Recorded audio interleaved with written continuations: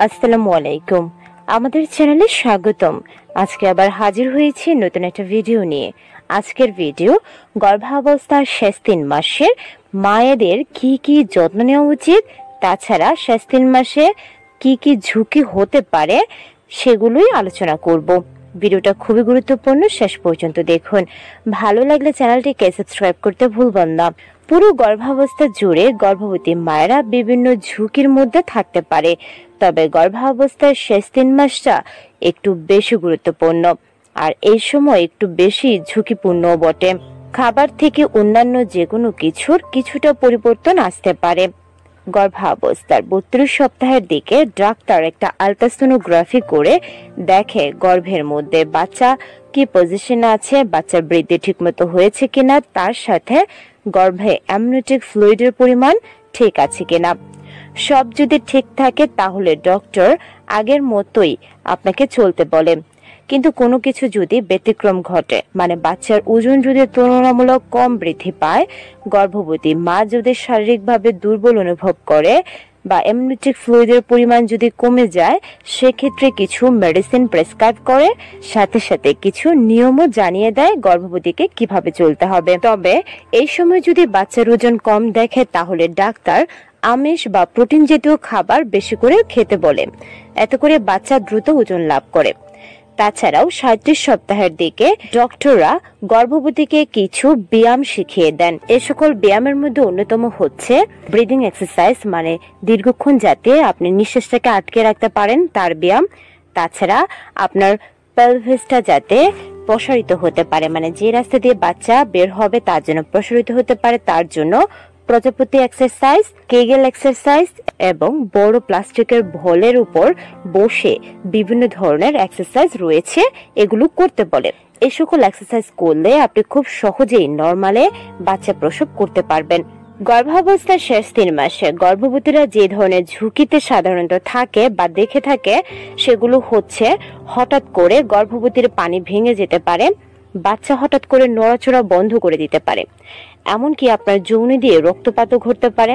তাছাড়া লেবার পেনের মতো অনেক সময় ফলস লেবার পেনের ঝুঁকিতেও থাকে। এই ধরনের কিছু সিমটম দেখা দিলে অবশ্যই ডক্টরের পরামর্শ নিতে হবে বা সাথে সাথে হসপিটালে চলে যেতে হবে। এগুলো ছাড়াও গর্ভাবস্থার শেষ 3 মাসে যেই বিপজ্জনক চিহ্ন বা ঝুঁকিগুলো দেখা দেয় তা হচ্ছে প্রচন্ড মাথা ব্যথা করা, বমি বমি ভাব বা চোখে ঝাপসা দেখা। এগুলো দেখলে দেরি করা যাবে না, সঙ্গে সঙ্গে ডক্টর দেখাতে হবে। ডক্টর যদি আপনার রিপোর্ট দেখে কোনো বাজে ইঙ্গিত করে, সেক্ষেত্রে হয়তো বা আপনাকে অ্যাডমিশন নিতে হতে পারে। এই সময় অনেক পেশেন্ট বলে থাকে আমরা হসপিটালে ভর্তি হতে চাই না বা হসপিটালে ভর্তি হওয়ার জন্য প্রিপেয়ার্ড না। তাই আপনাদেরকে বলবো, যারা গর্ভাবস্থার শেষ 3 মাসে পৌঁছে গেছেন, মানে 6 মাস শেষ করে 7 মাসে পা দিয়েছেন, তারা দেরি না করে আপনার হসপিটালের জন্য প্রিপারেশন নেওয়া উচিত।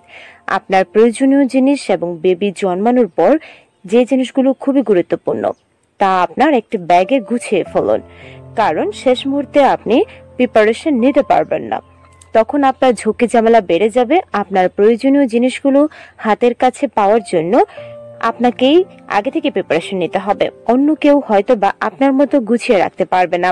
গর্ভাবস্থার শেষের দিকে ধরে নিতে হবে যে কোনো সময় আপনার ইমার্জেন্সি কল আসতে পারে, মানে লেবার পেন উঠতে পারে, আর বাচ্চা প্রসব বা ডেলিভারি করানোর জন্য আপনাকে প্রিপেয়ার থাকতে হবে।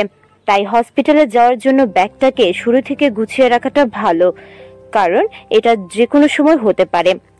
এছাড়াও আপনার বাসা থেকে হসপিটালের কমিউনিকেশন, আপনি কিভাবে যাবেন, নিজের গাড়ি, উবার অথবা অন্য কোনো ট্রান্সপোর্ট, তাদের সাথে আগে থেকে কথা বলে রাখবেন যাতে ইমার্জেন্সিতে আপনি কল করলেই কাছে পান।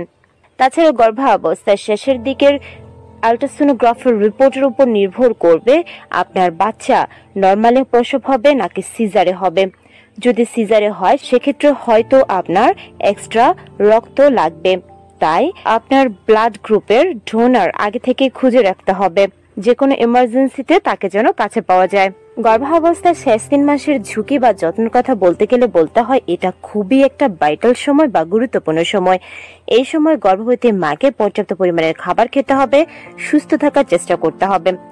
তার সাথে সাথে সবচেয়ে ইম্পর্টেন্ট এবং গুরুত্বপূর্ণ বিষয় হচ্ছে বাচ্চা নড়াচড়া করছে কিনা সেই ব্যাপারটা গোনা। অনেকে বিভিন্ন কাজে ব্যস্ত থাকেন, তাই বাচ্চা নড়াচড়া গুনতে ভুলে যান, কিন্তু এটা করতেই হবে।